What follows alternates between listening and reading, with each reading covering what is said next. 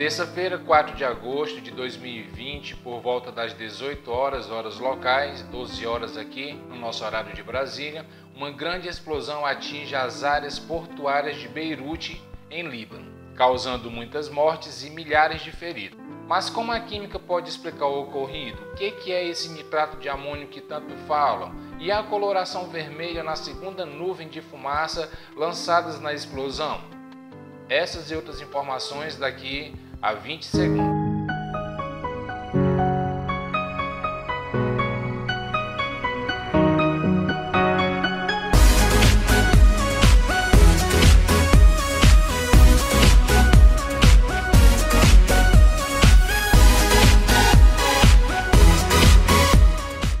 Não se sabe ao certo qual foi o motivo que gerou tal acidente.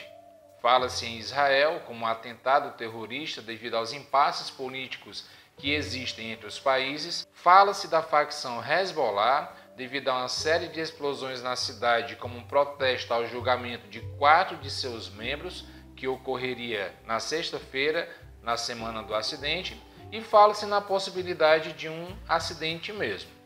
A principal suspeita desse acidente seria o armazenamento de 2.750 toneladas de nitrato de amônio que estaria nessa zona portuária por quase 7 anos. Devido ao estrago causado, isso é bem presente nas fotos que a gente encontra aí na mídia, vai ser difícil atribuir onde que realmente se iniciou ou como esse processo realmente se iniciou.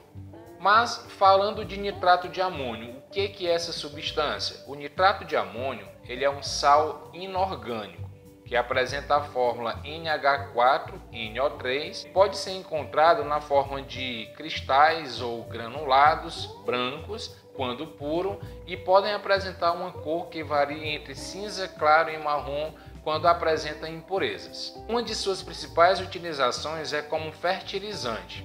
A gente sabe que o solo precisa de nitrogênio em sua composição e o nitrato de amônio detém de 2 fontes desse nitrogênio para o solo, seja na forma do nitrato, seja na forma do amônio. Trata-se de um sal estável, isso quer dizer que ele pode ser realmente armazenado sem causar muitos problemas, contanto que ele não seja exposto ao calor, pois nessa forma ele pode estar sofrendo uma ignição, uma detonação, causando uma explosão rápida e violenta. Devido a essas propriedades, ele também pode ser utilizado como explosivo. Aqui mesmo no Brasil, ele é usado na mistura que é utilizada na detonação nas pedreiras. E como a química poderia explicar por meio de seus cálculos, por meio de equações, o que realmente ocorreu e o que justifica aquela quebra de vidros, de prédios, todo aquele desastre que a gente percebe nas fotos aí na mídia. Para explicar a química ocorrida na explosão na zona portuária de Beirute, em Líbano, eu trago aqui um slide contendo algumas equações e alguns cálculos. O poder de destruição dessa explosão, ela pode ser mensurada a partir da análise de quanto de gás que foi liberado. Essa equação é a equação de decomposição do nitrato de amônio, a substância que estava estocada, uma quantidade de 2.750 toneladas. Sobre essa substância, como eu falei anteriormente, ela é uma substância estável, mas se chegar a uma temperatura de 260 graus, ela acaba sofrendo esse processo de decomposição, produzindo gases de nitrogênio, água no estado gasoso e oxigênio, gás oxigênio. Então, mexendo um pouco com estequiometria, o que é que a gente sabe? Se a gente somar a massa dos nitrogênios, 4 hidrogênios e 3 oxigênios, a gente vai chegar numa massa, com base nos valores de massa na tabela periódica, uma massa de 80 gramas. Isso para 1 mol. E aqui eu estou vendo na minha equação que ela representa 2 mol, então seriam 160 gramas. Esse 160 gramas é o responsável pela liberação de 7 mol, 2, 4, 6 e 1, 7 mol de gás. De acordo com a CNTP, 1 mol de uma substância gasosa apresenta o volume de 22,4 litros. Se eu tenho 7 mol, isso totaliza uma quantidade de 156 litros de gases produzidos. Porém, 156 litros de gases produzidos quando eu tenho em decomposição 160 gramas.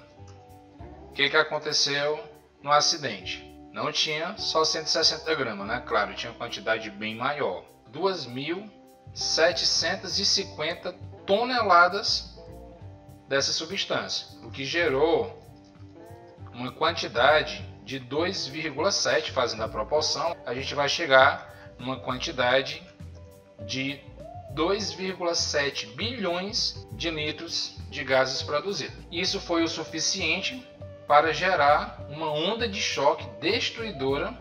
A gente vê nas imagens os prédios, os vidros quebrando, exatamente por causa dessa onda provocada pela produção de 2,7 bilhões de litros de gases. Uma outra informação que a gente poderia estar tirando e que despertou muita curiosidade das pessoas foi a cor da fumaça no momento da explosão. Essa é a segunda coluna de fumaça. Primeiramente tinha uma fumaça branca, caracterizando, quem sabe, um incêndio de algum outro produto, o que pode ter elevado a temperatura a 260 graus Celsius, a decomposição do nitrato de amônio, produzindo a explosão na terça-feira. Então, assim, o que é que caracteriza realmente essa coloração? A presença do dióxido de nitrogênio. É um gás que apresenta essa coloração castanho avermelhada. E como é que ele pode ter sido produzido nessas condições? O nitrato de amônio, ele pode ser também decomposto em NO2, que é exatamente a substância que causa essa coloração, mais vapor de água. Essa seria uma possibilidade. Nitrato de amônio se decompondo em óxido de nitrogênio, né? Óxido de dinitrogênio. Na realidade, 2 é aqui, dióxido de nitrogênio mais água. Outra situação também que poderia estar comprovando a formação desse NO2 seria a reação entre o oxigênio e o nitrogênio. A gente viu aqui que tem realmente a liberação de nitrogênio e oxigênio, que poderiam estar reagindo, formando NO, monóxido de nitrogênio, que poderia estar reagindo com outras moléculas de oxigênio, produzindo também a substância em questão, que caracteriza essa coloração da fumaça. Outros problemas que a gente pode citar seria relacionado aos problemas respiratórios e chuva ácida. Problema respiratório porque essa nuvem, o dióxido de nitrogênio, ele pode até não apresentar muito problema, mas se inalado em grandes concentrações, pode sim estar causando problemas respiratórios, principalmente para quem já tem algum problema relacionado a isso.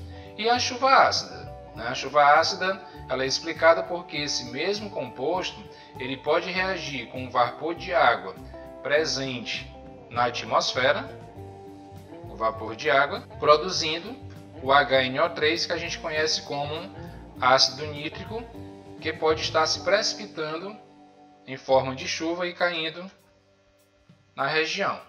Porém, eu acredito que chuva ácida e problemas respiratórios são os menores problemas enfrentados nessa região, porque em relação ao problema respiratório, esse gás ele pode estar facilmente sendo dissipado isso devido às condições climáticas do local, facilmente ele é dissipado. E em relação à chuva ácida também eu creio que seja, como eu falei, um dos menores problemas. Mais problemas, principalmente envolvendo mortes, envolvendo os feridos, lotação de gente ferida por lá, em meio a uma pandemia, e ainda fatores políticos que não vêm aqui ao caso. Eu acredito que sejam problemas bem mais intensos a serem considerados. Um acidente similar ao ocorrido aconteceu em Texas City em 1947, envolvendo uma quantidade de 2.080 toneladas desse material, o que causou a morte de 581 pessoas. O acidente ocorrido em Beirute não foi o primeiro e nem será o último enquanto a gente não mantiver os cuidados necessários no armazenamento dessa substância. Não sei se a gente pode citar como um ponto positivo diante dos estragos, diante de tanta morte gerada, mas acredito que com o acidente, com o ocorrido e com a velocidade que as informações hoje se propagam, pode ser que outros acidentes envolvendo essa substância sejam evitados. Os cuidados com o nitrato de amônio a partir de agora vão ser redobrados.